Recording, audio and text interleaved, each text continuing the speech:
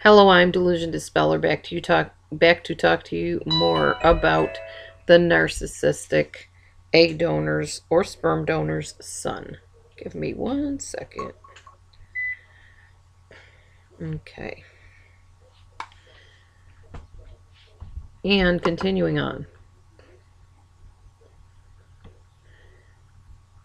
In a narcissistic man, there may be a sort of bipolar symptomology, I guess you would say.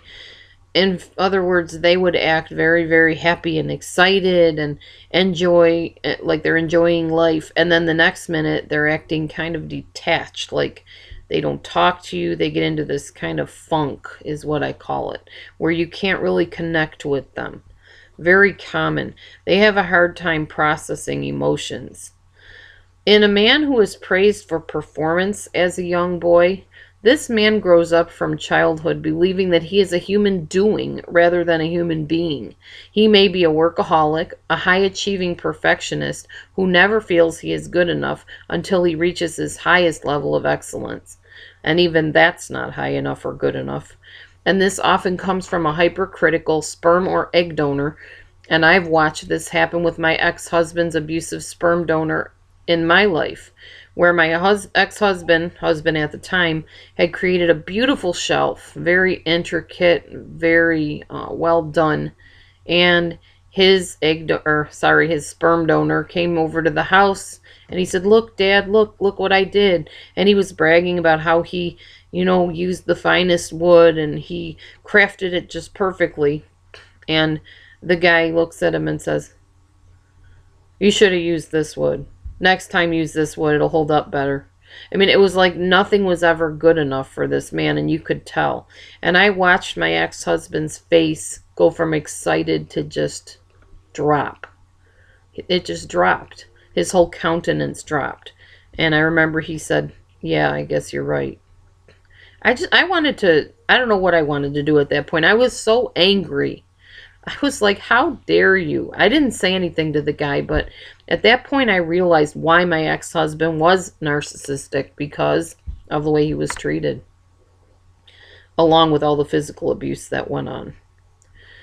In a boy whose physical looks and ability to seduce women or girls are stressed, that man grows up feeling kind of self-conscious around women at times. I know my ex-husband did, because every time he had a friend that was a girl, people would make fun of him, especially his sperm donor. "Oh, he's got a girlfriend," and it was just a friend. So he grew up not having normal relationships with women. In fact, I was his first everything. I was his first girlfriend, I was his first wife, and the only wife at this point. And he didn't treat me very well, because he didn't learn how to treat women with decency and respect at all. However, I will tell you, he was very much and is still a workaholic, and very into being a human doing rather than a human being. Although as he's getting older, he's taking more time for himself, which is good.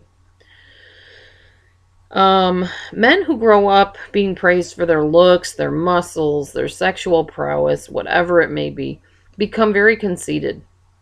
They become confused and enraged if anyone does not drool over them or fall at their feet, since this is the pattern that they have grown to accustomed to being used to. Men like this brag about being in control and able to bully other people. They often make it clear that they own you, and that you will not even so much as glance at another male.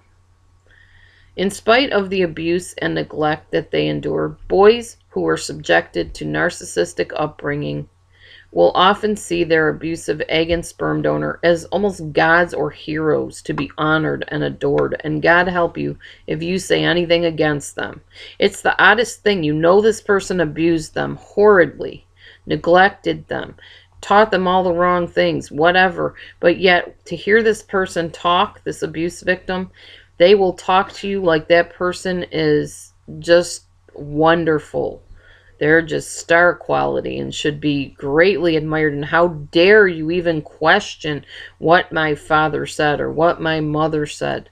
You don't know anything. You should learn from them. That's kind of the attitude they take on, and it's very unsettling, but it's the truth. Often, this type of son sees his mother being intimidated by his father, or vice versa.